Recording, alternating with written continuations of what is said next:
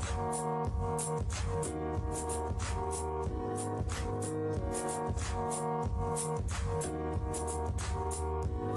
there, everybody. Welcome to Let's Talk Tech, the podcast all about talking about technology. I'm Blake One Studios. For those of you who don't know me, you can just call me Blake. Nice to meet you, by the way. Welcome to my brand new podcast all about technology and the latest news about technology. This is going to be a weekly sort of podcast where we just talk about technology and the latest stuff in technology, and I give my opinion on it, and, just fun stuff like that. So, welcome to the podcast. For the past couple of years, I've been doing a YouTube channel, so the adjustment to podcast is going to be kind of interesting. I've always wanted to do more discussion-type videos, sort of like a podcast, but not really. So I figured, you know what, let's just do a podcast. That's a lot easier. It's way easier than editing full-blown videos and stuff, and a lot more fun, too, and a little interesting. And so welcome to my brand new podcast all about technology. You can expect new episodes every Saturday, most of the time, unless I miss an episode for whatever reason. But you guys can expect episodes of this podcast on Saturday. This week, we're going to be talking about the next Xbox, E3 2018 news, Nokia's bad update, and Android P. Now, this is sort of a pilot episode, so it's sort of giving you guys the feel of what regular episodes are going to be like. I apologize if things are a little awkward this episode or whatever. First time, yeah. So this should be really fun. But let's go ahead and jump into the latest tech news from the last week. So this last week, I went ahead and continued my sort of long-going tradition of keeping a close eye on the Electronic Entertainment Expo, or as everyone just calls it, E3, this year. And you know what? For those of you who haven't heard of E3, it's basically just this big gaming convention sort of thing. Show off some new consoles, things that are new to the gaming industry. Usually lots of new games, upcoming games are revealed there. It's a pretty exciting time most of the time. But this year, it was okay. It wasn't as great as previous years, and I'll go ahead and explain why in just a second. And mainly just because this year was mostly games and it wasn't anything super exciting. We had all the super console hype from last year and the year before that. And this year there hasn't really been any consoles to show off. And that was to be expected, considering there hasn't been very many advancements technology-wise to the video game console industry recently. But it was still pretty good. I went ahead and watched the Xbox briefing first by Microsoft. This year everything was showed off on a Sunday rather than the usual Monday morning time slot that Microsoft usually does, and that was definitely more convenient for me, and I really enjoyed that. But this year Microsoft threw at us 50 games and something like 17 exclusives, I believe, a bunch of world premieres. Real quick sidetrack. Why does Microsoft still use this terminology for their E3 briefing of Xbox, world premiere, or exclusive? I mean, honestly, the fact that this hasn't become a meme yet is just very surprising. Just every single one of these trailers just starts off with world premiere, exclusive. It's just, Microsoft, you never learn, do you? But anyways, glad they gave us those words again, those funny little buzzwords. But overall, you know what, Microsoft, they impressed me. They threw a huge variety of games at us that I found to be pretty interesting. There were a lot of really great trailers that I enjoyed, even though the majority of the games that were shown off weren't exactly my type of games that I prefer to play. I tend to enjoy more simulation-type games rather than the usual shooters or PvP. I mean, don't get me wrong, those are usually some fun games, but I definitely prefer simulation-type games. Nerd games. That's a good description for it. But one game announcement that I was really looking forward to, and you know what, I have to talk about it for a minute here on the podcast, just because I have to, was the Forza Racing franchise is back with Forza Horizon 4. And the E3 reveal it was pretty darn good. Not as great as the Forza Horizon 3 reveal 2 years ago at E3 2016, but it was still pretty darn good. And the Playground Games came back and they knocked it right out of the ballpark. Great reveal. Great game. They did a good job of just, well, putting a little bit of distance between the last game and this game. There's a lot of differences, and I think that is really great. So first of all, the game's like open world that you drive around in. It's a racing game. It's all online now, and so you can see other cars, and Microsoft even like showed off this quick chat feature where you can like say hello, want to drift, stuff like that. It was pretty cool.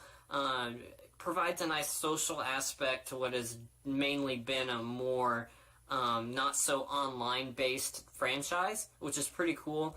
But this really reminded me of was The Crew, which is Ubisoft's racing series. So like I played The Crew and a couple years back, and that was strictly online only. The whole world, you know, you get put in a giant server or whatever, and you see cars driving by like usual, and this really reminded me of that. So Microsoft claims that the game will transfer you from server to server automatically as you drive around the world, depending on who you're near and where you are in the world. So supposedly the servers that you're connecting to can fit up to 64 players, I believe it was, and all this happens seamlessly in the background. That is if it works. We've seen Xbox Live before, and I'm hoping this works and it's as successful and cool as Microsoft is claiming it is. But yeah. There was also this cool like little seasons thing that they showed off, and the game basically changes every week. I think that's pretty cool. Very original ideas. But let's not talk about Forza for too much. I could spend just a very long time talking about Forza here. Let's keep on going here. So, like I mentioned earlier, hardware-wise, practically nothing. Microsoft didn't announce any new hardware. A couple weeks back, they released a new accessibility controller for the Xbox, and that's really the only bit of hardware that Xbox has seen recently. But Microsoft did, however, tease 3 upcoming projects in their pipeline. I'm going to tell you those right now. You probably already know these if you watched or pay attention to the news at all. But first of all, they teased faster loading times for Xbox games. And this is powered by the oh-so-mysterious machine learning and artificial intelligence. Whatever. Basically, they're trying to make games load faster, depending on what you do in the games. Machine learning, whatever. Cool, I guess, if it means the games load faster. I mean, load times on Xbox are not great, but not bad. So that's an improvement, I guess. Let's just see if they can actually deliver on that. Microsoft also teased that they were working on game streaming, supposedly from the cloud to PCs or especially mobile phones. They didn't give much of details on this, but they gave like an illustration of playing these high-end console games on a mobile device, and these mobile devices, well, aren't necessarily capable of computing these high-end games. So if you stream it, then that supposedly makes things better. This is technology that has been discussed so many times by the video game industry over the past couple of years. I'm surprised that it's still getting thrown around. Just a few months ago, it was leaked or whatever that Google was also investing in this technology as well for Google Play games. I'm intrigued to see if this ever does actually make it to mass market. There's still a lot of issues that really need to be worked out, and I'm sure Microsoft and Google and even Sony even are looking at these issues and finding potential ways to solve them. So, we'll see how it goes. I definitely don't find myself to be someone who's going to use this, and I don't think very many people are going to be willing to pay extra for the convenience of this feature, mainly just because it can be unstable at times. I mean, you're playing a game over the internet. That's just my 2 cents on that. But finally, Microsoft also teased that they're working on the next greatest, best Xbox. So let's talk about that for a little bit.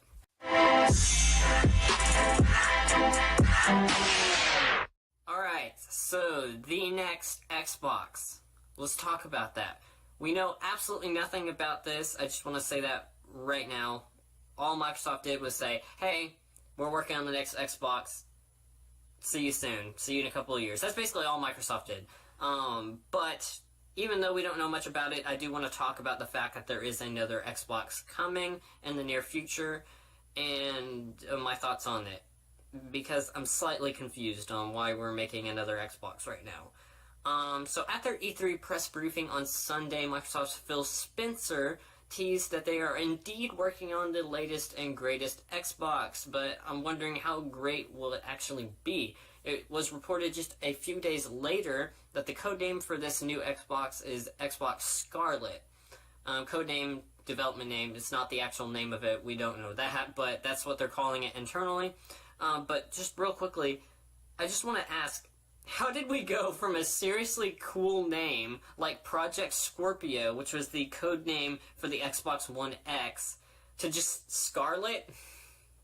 I mean, no offense to anyone named Scarlett, but what is this code name? I just don't get it. Just saying, Project Scorpio, seriously awesome code name. Loved it. I mean, I would have, I don't know, I wouldn't have minded if that was the actual name for it. I mean, I know Microsoft, there's no way Microsoft would have released a console called Project Scorpio. I mean, they have to call it an Xbox something.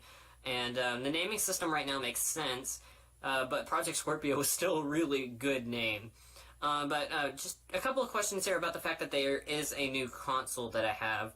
So I'm just a little confused on how Microsoft is planning on expanding their current lineup of consoles. So right now the naming system is sort of Xbox One and then like a letter to sort of symbolize something, I guess. And so for those of you who are familiar with the current Xbox ecosystem, this is kind of just a review.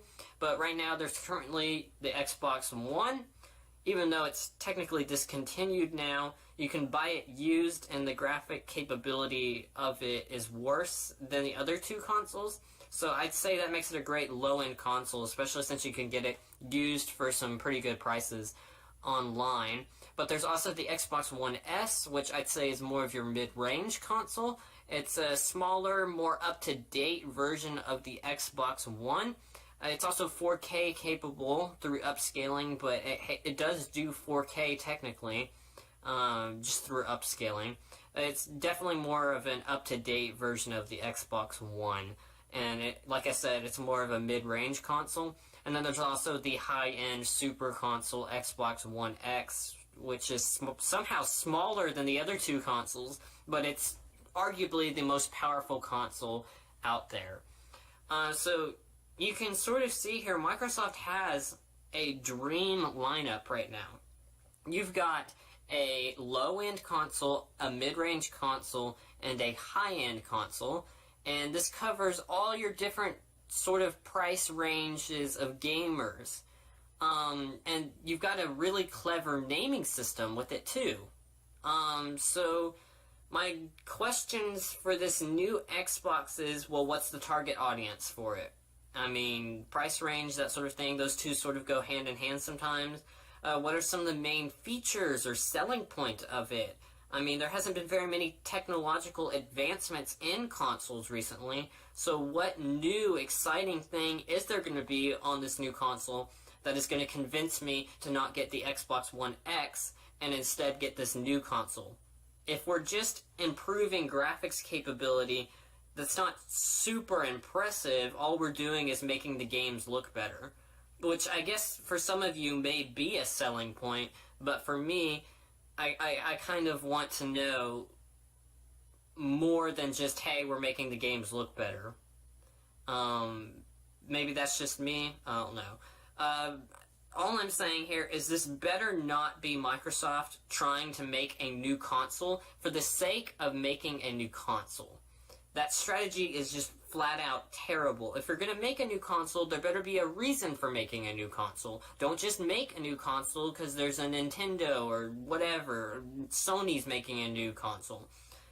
you have to have a purpose for this new console, and it has to have a purpose that is more fulfilling than the previous console. That's why I say the Xbox One S, great console. Here's why. It was a great improvement over the Xbox One. The Xbox One X, super console, way better graphics, 4K capable, big improvements over the other two consoles. But what are the improvements going to be of this new console over the other two consoles? Or three, I should say. How is it going to make the ecosystem better? I also want to know, will it be more powerful than the already powerful enough Xbox One X? You know, will it be cheaper than the X? Have they figured out something? It's one thing that I would like to see is an Xbox that is capable of supporting virtual reality. I think that'd be a great selling point, actually, for a future Xbox. Of, hey, you can play Xbox, but hey, you can also attach this Windows mixed reality controller to it, and boom, you've got a new VR-capable console. I know Sony's technically already done this, but it could be a good catch-up game for Microsoft if they choose to do that. Or will it be a more low-end console that has some more issues, but it's more relatable to the original Xbox One, that's more targeted to people who don't want to spend a ton of money on a gaming console but still want to be able to play games? Lots of questions, and obviously no answers for at least a year. Early reports are suggesting that it won't be reaching until like 2019 or 2020. But at least I asked some questions. I'm definitely curious to see what Microsoft does with this. Could it be a handheld console to compete with the Nintendo Switch? Who knows? Lots of questions, no answers yet. But hey, Microsoft is working on a new console. Super excited for that. We'll see how it is. Last but certainly not least, I do want to quickly mention the Sony E3 briefing, which I actually watched for the first time.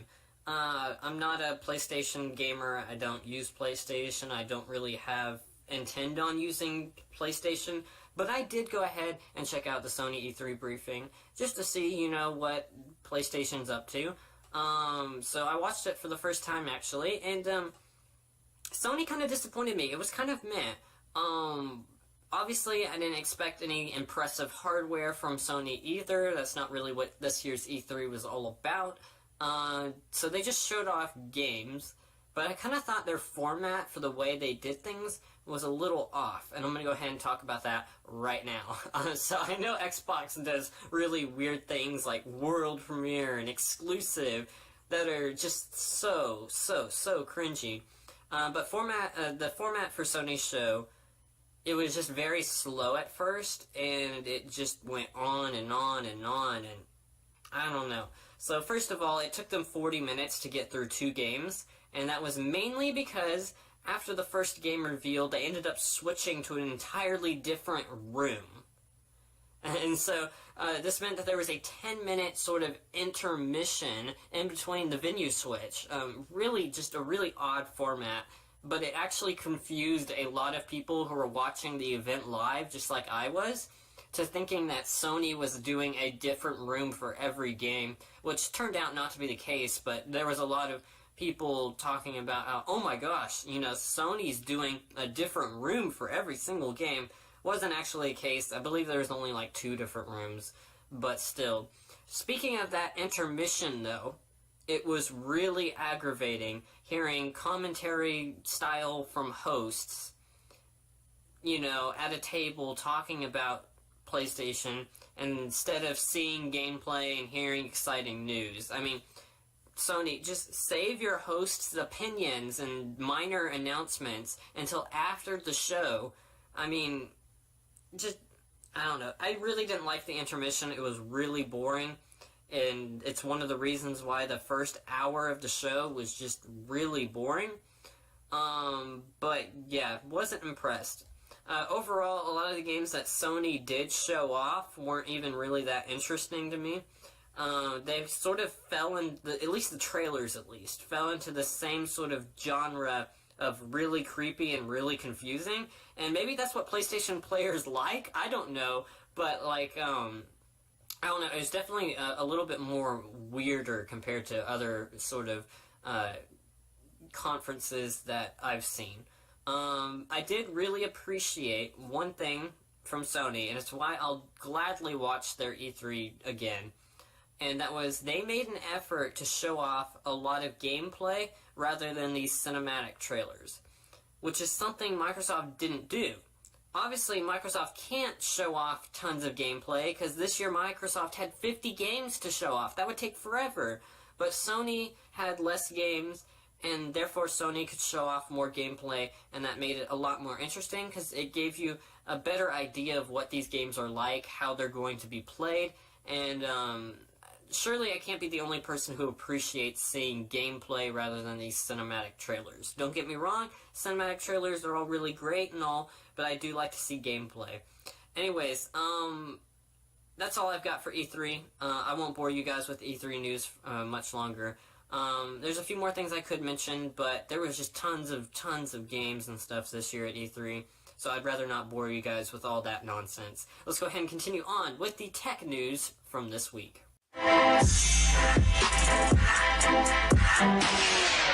Alright, so now it is time to talk about Nokia's big mess up this week, because this past week Nokia just messed up big time. Thankfully, it wasn't something that affected consumers. It only affected people who were enrolled in a sort of beta program, but still, it was a pretty bad mess up. It's kind of funny, but I'll go ahead and explain it right now. So, a little bit of background information before I explain what happened. For those who are not familiar with Android right now, basically, Google releases monthly security updates to Android at the beginning of every month, and then it's up to the Android device manufacturers to implement those on their phones and then release those updates through over-the-air updates. And so a few days ago, the June security patch was released, and manufacturers have been slowly rolling it out to consumers. Now, one of the things that Android has been notorious for with updates is just the fact that updates have they just don't come out to consumers, because these device manufacturers, they don't care. They don't want to put out updates to their phones as often. I mean, it takes time and money, and it's not something that they want to do, and it's just been something that Android has been notorious for, is these updates not ever making it to consumers, or taking an insanely long time. Take Samsung, for example. It took them several months just to get Android Oreo on their flagship phone, the Samsung Galaxy S8. I don't know. Updates have been just really bad on Android, but thankfully that has been improving. Google's made some improvements to Android to help make it easier for device manufacturers to update. And then not only that, but also there's a lot of newer device manufacturers who are using these updates as a key selling point. Take Nokia, for example. One of the reasons why I have a Nokia right here is because they provide consistent monthly updates, and they provide the major updates, and it's a key selling point for them, and it's why I wanted to go with it, because I want to make sure I have the latest software, and I'm not, waiting months and months and months like your typical Samsung user is. So, that's sort of the state of Android updates right now. But the other little bit of background information that you should know about this is that right now there's a new version of Android in development. It's in sort of a public beta state, and it's Android P, or Android 9, whatever you want to call it. But I'll be giving my 2 cents on that update a little bit later on. That's coming up next here on the podcast. But normally these little beta updates, or as Google calls them, developer previews, they've only been released on Google's phones and hardware, so it's Google that is maintaining these little beta updates and not these device manufacturers, because they don't want to have to deal with those, and it was just really hard for them. But this year, things were surprisingly different.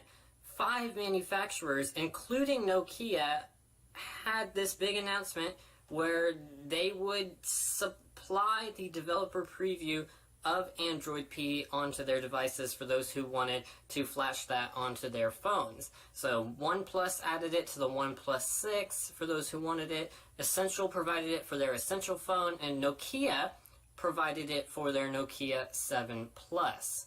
But on Wednesday, So basically what we've got is we've got our current version of Android, stable, Android Oreo, and then we've got this beta upcoming version of Android, Android P. And on Wednesday, Nokia 7 Plus users who are running this beta version of Android P received an over-the-air update that was about a gigabyte in size, and this boasted the new security patch. And as you would expect, people updated to this new update. Now here's the problem with that update. That update was designed for Android Oreo, not Android P. You've got two completely sort of different versions of Android. This thing that you're trying to update, the update is trying to update Android Oreo, not Android P. And that's just compatibility issues galore. This is basically just essentially destroying your device. You're updating with an update designed for a different version of the software. I'll just go ahead and read what people said after they updated. Huge post on the Nokia community forums about this, and a couple of news outlets did pick this up. But this is what some had to say. After the June security update, my phone reverted back to Oreo, which is the latest version and not the beta, and I am getting a pop-up that is saying that the Android phone is stopping, which I assume is not a good thing. No, that is not a good thing. Others were saying that it froze the phone. Others think the phone wouldn't even start, and if you can't get the phone to start, that's a huge problem. Basically, no one's been able to get this working, and all of these people are basically going to have to factory reset their phones. Now, that is the risk that you take when you put beta software on your phone. You're going to encounter issues. But the problem is that Nokia pushed out an Android Oreo security patch to Android P devices. That shouldn't have happened. This basically corrupted anyone who was testing Android P on the Nokia 7 Plus, and that is a big mess up. It's clearly inexperience with how these updates work, and yeah, the Android Oreo security patch corrupted the phones by reverting them back to Android Oreo instead of adding on to Android P, which is what the update should have done. It should have added on to Android P. Honestly, nice one, Nokia. Great job. Great job. I mean, really. Now, to be fair, like I mentioned earlier, never before have device manufacturers been involved in the developer preview process of Android. They've never been issued to non-Google devices, so these device manufacturers do not have experience in maintaining these updates. Issues like this do happen, and it's very unfortunate that this happened. Honestly, my only question is that how did Nokia not notice that the update that they were pushing out was going to corrupt these devices? Is there not any kind of internal testing? I mean, how do you not notice this? Nokia, as far as I know, hasn't issued any kind of statement other than they're looking into it. It's quite obvious that they pushed out the wrong update. That's unfortunate. But yeah, that's the big mess up with Nokia this week. And it's kind of an interesting story. Just going to show you the state that Android updates are in right now. It's just chaos. It's chaos all over the place. Okay, let's go ahead and talk about Android P, because why not?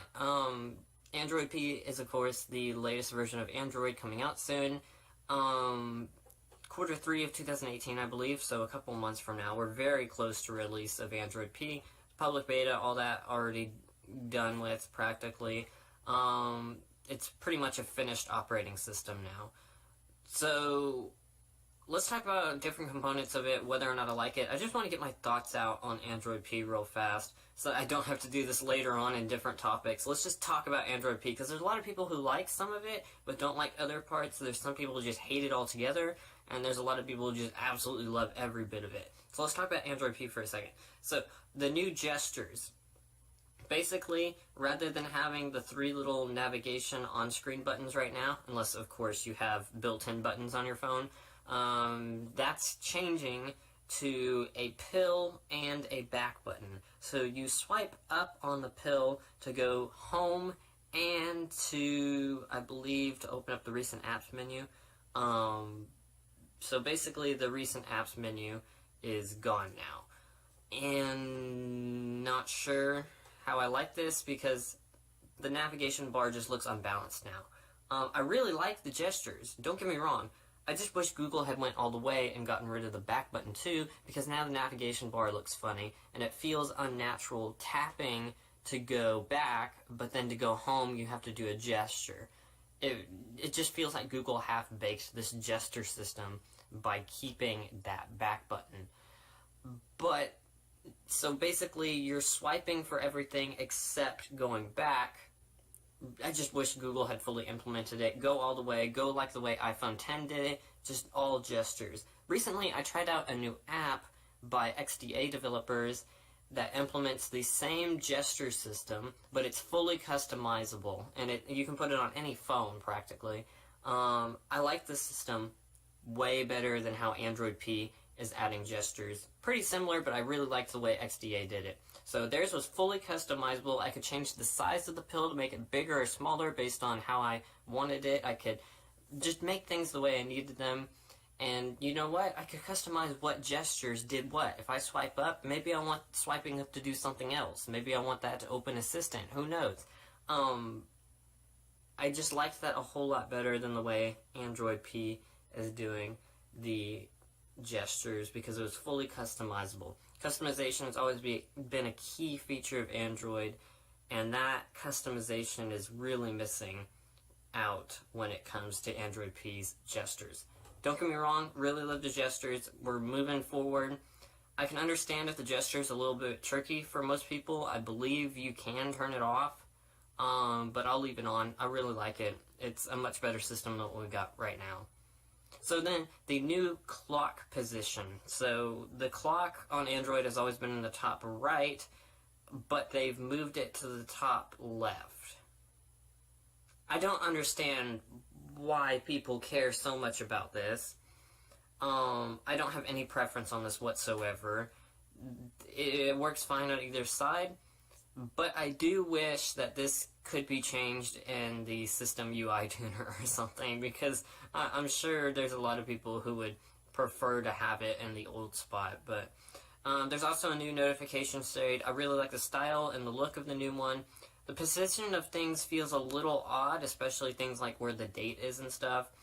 It will take some getting used to, but I don't like the fact that the quick toggles, you can't open them up anymore. I do really like the new icons, the new style of it. Everything's perfect. Really like the new notification shade. Now, what about all that digital well-being stuff that Google talked about at Google I/O back in May? So, digital well-being.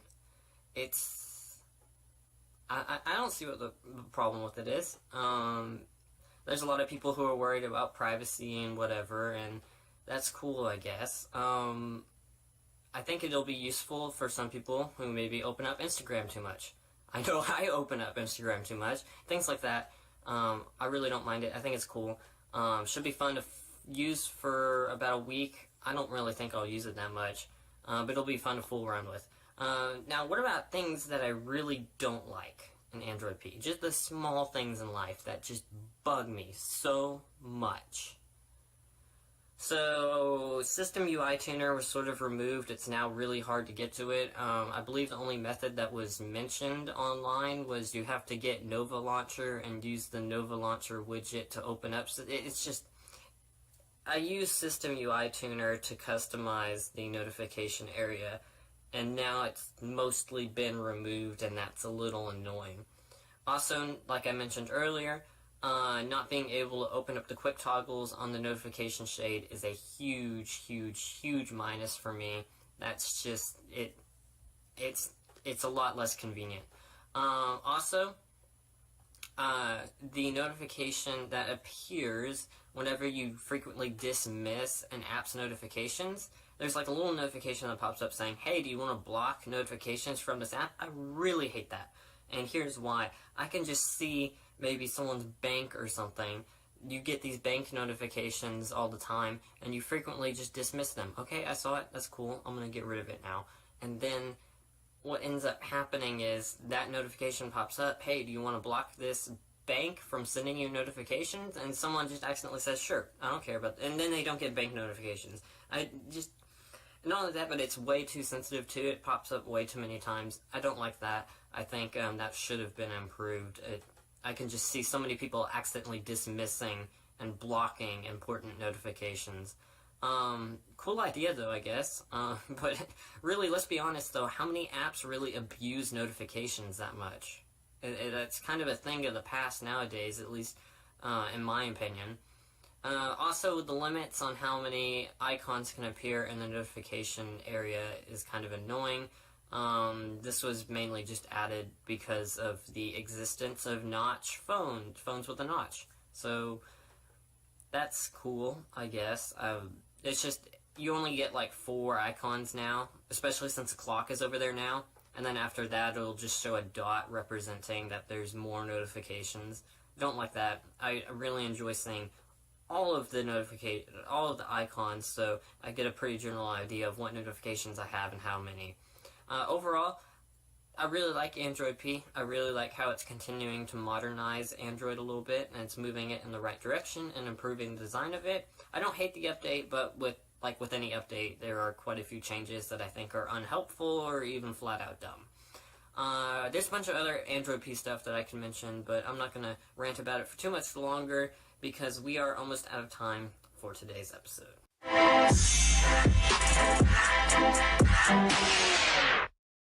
Ladies and gentlemen, that is going to do it for this episode of Let's Talk Tech. I hope you all enjoyed the pilot episode. Maybe learned a thing or two. There was a ton of interesting topics today, and hopefully we'll have even more interesting topics next week. Join back in here next Saturday, another episode of Let's Talk Tech, and that is going to do it for today's podcast. But, real fast, if you want to listen to us good old podcast style. Listen to us on Anchor, over at anchor.fm/Let's Talk Tech. And, of course, you can search for us in the Anchor app. But that's going to do it for Let's Talk Tech. Also, if you want to watch this in a video format, maybe you think that'd be a little bit better, we do have YouTube videos over on my YouTube channel, over at Blake One Studios. Just go to youtube.com/Blake One Studios and look for the Let's Talk Tech playlist. That's going to do it for Let's Talk Tech. Once again, hope you all enjoyed. Thank you so much for listening to the first episode. And that's going to do it. I will catch you all next week for Let's Talk Tech, the show all about talking about tech.